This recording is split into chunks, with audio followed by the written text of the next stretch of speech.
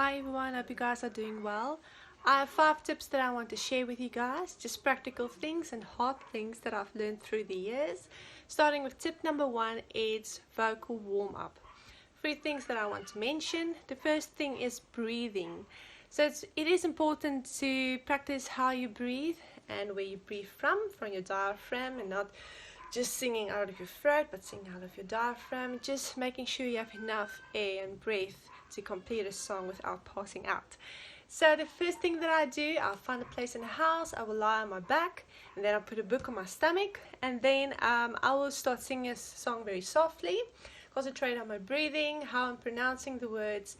And the important thing is not to strain your voice, but to train it. So I'll put the book on my stomach and start singing a song very softly, and then gradually singing louder.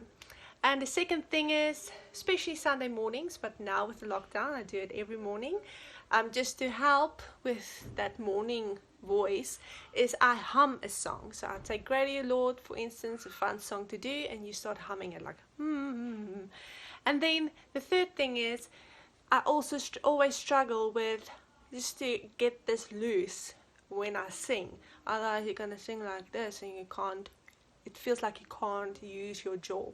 So also fun things I do is I concentrate on the letter A. So I A, U, E, O.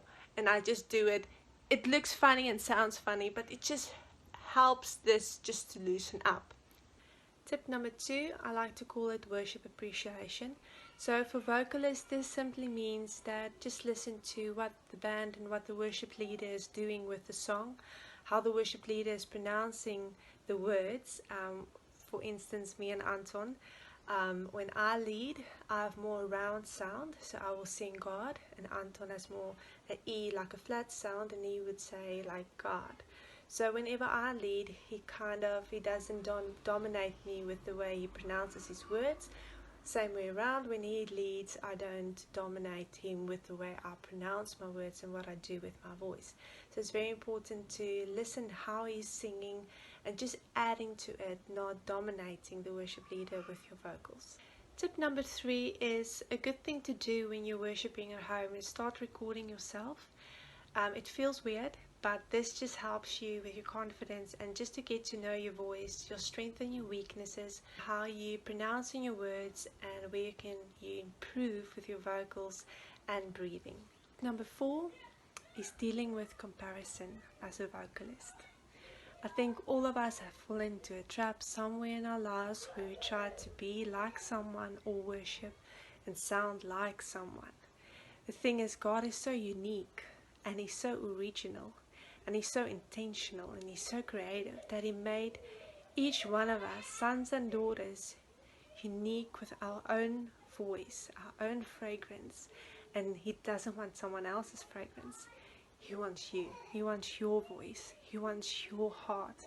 He wants your worship. Tip number 5 is how do vocalists deal with mistakes and that awkward moment on stage when they started the song in the wrong key, or forgot the words, or their voice just went all haywire and it sounds like a mouse, or you gave it all and your mic is off. It's very, very humiliating. So what do I do?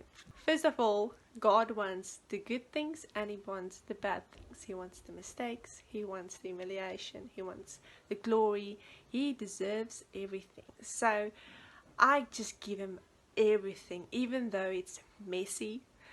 He wants it all, and there's nothing that can separate me from His love. I'm a daughter of the Most High, you are son of the Most High, and He wants it all.